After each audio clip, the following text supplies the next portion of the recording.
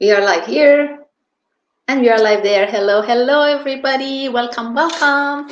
We are going to be talking about children and gardens and their development and how gardens can help their development, because I really think that this is a topic that, well, I know that I haven't really addressed this. And I was well, I've been working with kids and growing kids gardens in schools and at home with parents for years and years and years, as you know, since 2013. Well, and before that with my own kids.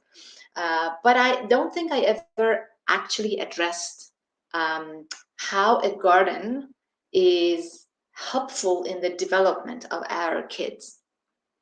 I was reading an article today from the Michigan State University extension, and the topic of the article was exactly that: how gardening can help with the development of a child. But that article was mostly actually focused on toddlers and how a gardening activity or gardening activities in general can help development of a toddler.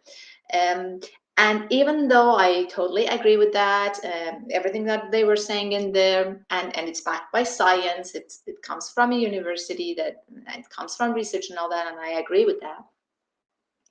I think we're missing the point. Everybody thinks that, yeah, if my child is a toddler, and then it would be really nice and good, and it'll help their development when they're a toddler. But nobody talks much about after that, because I know for a fact that gardening can help development of our children beyond the toddler years. Yes, like as a toddler, the physical activity that they get in a garden, even if the garden is an indoor garden, the locomotor skills that they develop, the body management, the object control, the usage of their large muscles when they actually, move around the garden and use the tools and carry the tools around, obviously very much helps their development when they're toddlers. Just being outdoors, having the fresh air, the sunlight, the plants, as they grow, very significantly helps all different kinds of physical development in them. The sensory stimulation, even if the garden is indoors, like you keep your garden indoors, but you have a space or something that you can go outdoors and do the gardening, the fresh air and the sunlight, and then bring the plants indoors. You don't have to have a huge garden outside, right? For your kids to have these developmental benefits that gardening can provide for them. The sensory stimulation when they're touching the seeds, that the all a million different types of seeds, and how they all feel differently. The touching of the soil, and then when the plants are grown, the different textures in the plants, the sensory stimulation that provides, the warmth and all of that, and all kinds of senses. The bees and the butterflies, they all have noises, and the wind and the breeze. It's amazing how much they can develop when they're working and are in a garden as toddlers and as young students. Um, the visual stimulation as well. It's not just the sensory touch stimulations, but the colors and the tones and the shades in the garden. And all of that aside, when you do the gardening as an edible gardening activity, when you're growing your own plants, your own food, and your plants are food or are producing food, then there comes the sensory, the taste stimulation, right?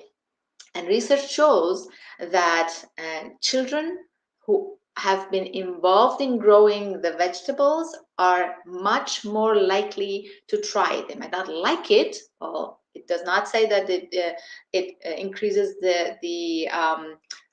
the possibility of them liking it. They might like it or not, but they at least will be a lot more prone to test it, to taste it. Um, and that's important, right?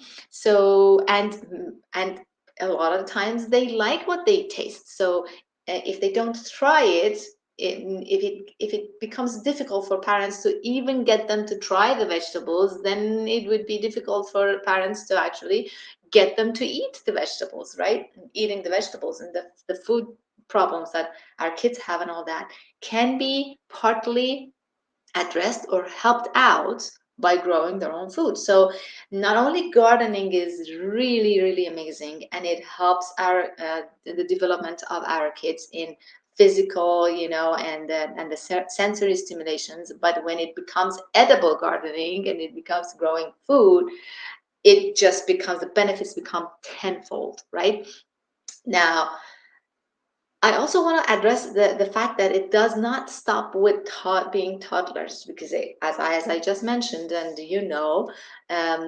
I've been working with schools uh, in growing school gardens and growing plants and edible plants, essentially growing food in schools, and the literacy that comes with it. The names of the different plants, and the reading the seed packs, and the researching the different and needs of different plants, labeling the plants. Different ages can benefit differently, but the journaling that can come in when you're growing a garden, and the data tracking, the timeline tracking, the cognitive development, the cognitive skills and abilities development of that, remembering things, and analyzing things, and predicting things, and planning things, um, you know awareness of seasons.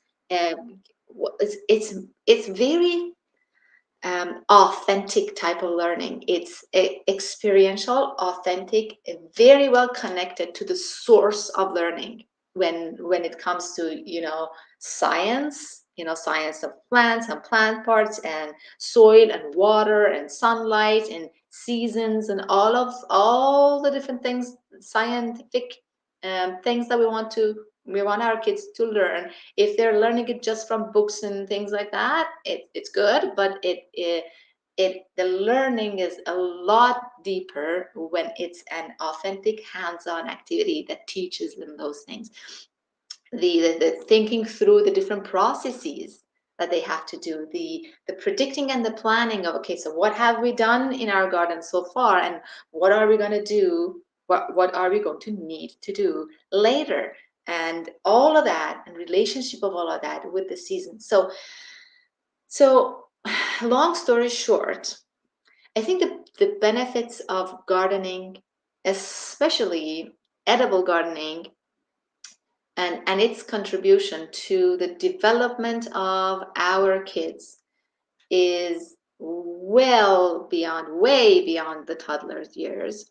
And it has to be something that happens all the time, like even during the winter time. Because and if you're not gardening in the winter time, and you're not subscribed to Oasis box, and you're not getting the winter gardening material and things like that, and you just want to do it over summer or spring and summer, that's still huge, as long as you keep doing it, because growing a green thumb and learning all of those things, well, there's two aspects of it. First of all, growing a green thumb takes time. It does not happen over time.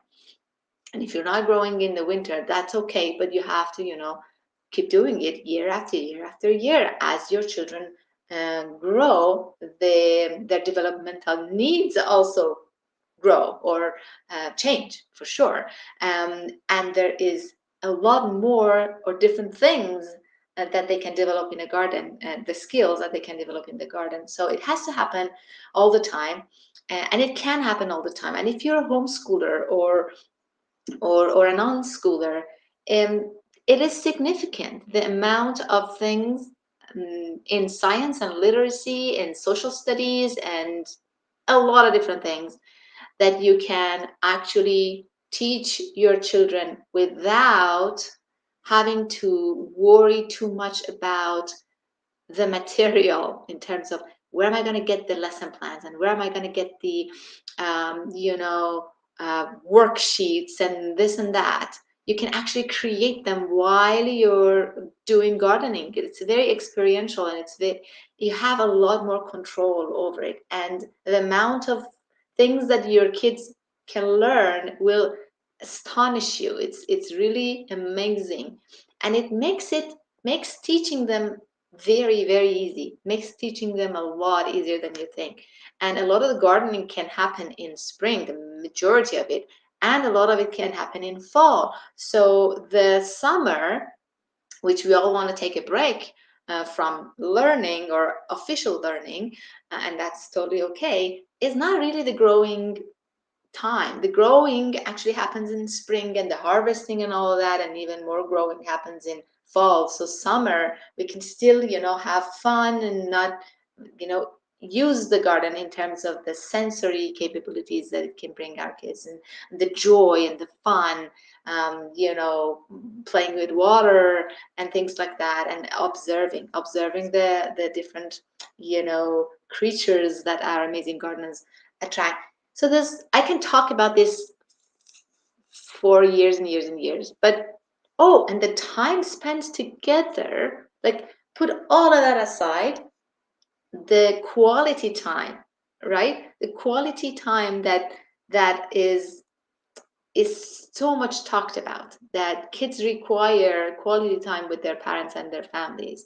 And you have to kind of plan for that, because our lives are so busy, and especially for kids who go to school and then come back. They come back at a time that we have worked all day as well, and we're tired, and then the weekends come and we don't know what to do, and everybody tells us we have to spend quality time with our kids. Just having a garden, even if it is not an outdoor garden, even if it is an indoor garden, a window ledge garden, and a balcony garden, that creates that quality time. The time that we're spending together is so precious in the garden, right? And talk about the developmental benefits that type of social aspect of gardening and gardens can actually provide. And when you're growing plants, the donations and the gifting of the plants, and all of that, the social aspect of it, that it can actually extend to beyond your home if you're a homeschooler. It brings a lot of social aspects to your home, and to your learning, and to your teaching, and to your school, if it's at home. So all of those benefits, right? It's really interesting. For me, gardening started because I was an activist, and I'm an environmentalist, and food justice is one of the things that is at the top of my mind all the time. For me, it began with, let's empower our kids so that they know that they can learn, they can grow their own food, and they can be, detached from, to some extent, from this horrible food system that we have, and the grocery stores, and this and that, and the pesticides, and all of the crap that's on our food. So for me, it started from there, which is all true and good and dandy. But when I actually started growing food with my kids, I was like, oh my God, I had no idea about all of the immediate, tangible, visually,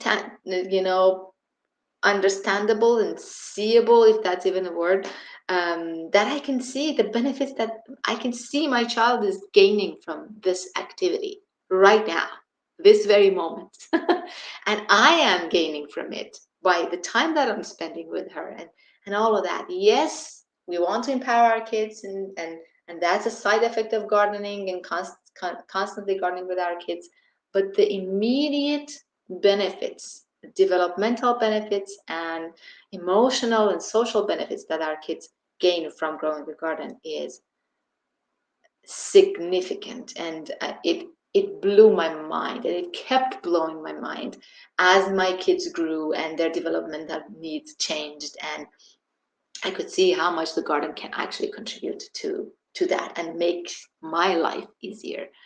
Um, so it's essentially that's what I want to talk about. But the problem we're having is we might know that our kids can benefit and all these benefits are there, but we most of the time, most of the parents are like, yeah, it would be nice if I could have a garden for my kids, and I know how much all the benefits are out there, and blah blah blah blah blah, but I don't have green thumbs. I don't know how to do this. I've never grown a thing in my life. I don't have an outdoor garden. I don't have the space. I don't have the time. I don't have this. I can't do this. So that's the general sense that we cannot do it. And that's why I do what I do, right? That's why I have, subscription boxes like this one. Um, and the school garden program that I have for schools. And I know that we just closed the doors for Canadians on this because the shipping was just crazy. But if you are, but this has an online resource library, so we can still serve you if we can't send you this. There are people who can help you with that. If you're in the United States and you're still not on the wait list for the Oasis box, this would be your start, like, because we give you everything in these boxes.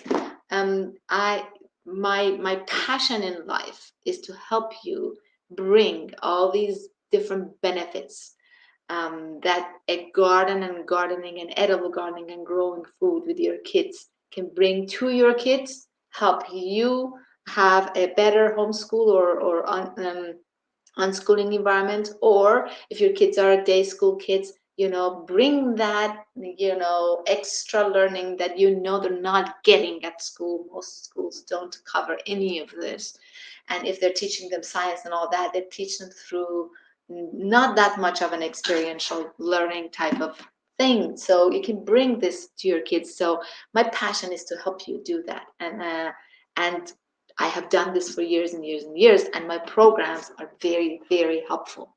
Okay, so if you are, I would really like to invite you to go check Oasis Box out and check our other programs out. If your kids are going to day schools for next year, recommend our programs to the educators of your kids, because what would be better than them doing it in the school and then you continuing to do it during summer. There's so many possibilities. Don't let the fact that you don't know how to do this stop you, because if we didn't get that education, that doesn't mean that our kids shouldn't get that education. um, they deserve better. And we can do better.